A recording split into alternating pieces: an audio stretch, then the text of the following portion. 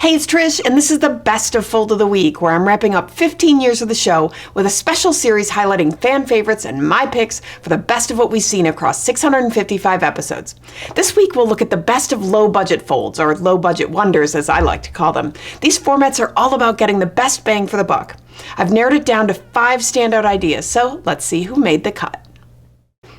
I always start simple, so I'm leading with this roll fold from episode 489. They used a short trim flap to open it, and eye-catching graphics and digital print effects. There's a vertical orientation for the layout as the panels roll down. One of the reasons I chose this sample was the case study behind it. This simple, budget-friendly format with digital print effects performed 3 times better than their previous 14 event campaigns. That was a classic roll fold, but now let's look at a stepped roll fold from episode 348, where the interior panels are strategically narrower in places to create tabs or steps on the inside. This is simple and stylish and a great way to organize content. And it's really just playing with score placement. I love this technique, and it has exactly 0 impact on production cost. Next up is a clever coupon mailer from episode 411. They used a double parallel fold, which is one of the most economical folding styles, and they die cut one of the panels into a coupon shape. So when you open it, the coupon not only stands out, but it's what you hang on to open the mailer. It's in your hand, so why not tear it off and save it?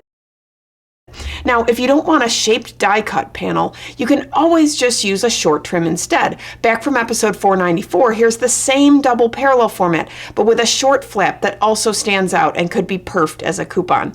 In this case, they die cut a word into it, which is really cool. This is one of my all-time favorite low-budget formats that I'm bringing back from episode 442. This one gets points for proportion because it is designed to fit into a standard number 10 envelope. This L-cross fold is only 3 panels, but there's so much you can do with it. It's all about the drop panel, an easy step and reveal. This is also one where I'd envision having the die made and reusing this format in different marketing scenarios over and over again.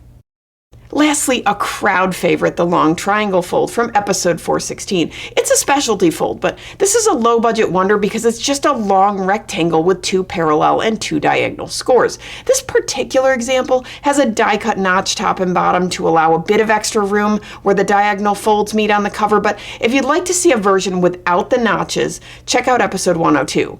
Bear in mind this format would need to be hand-folded, and if you plan to mail it, the square format will require an envelope and extra postage. Some of my favorite folds over the years have been the simplest, most accessible ideas. When you think about it, almost anything can be done when the budget is limitless, but it takes a lot of creativity to make something impactful when the budget is tight.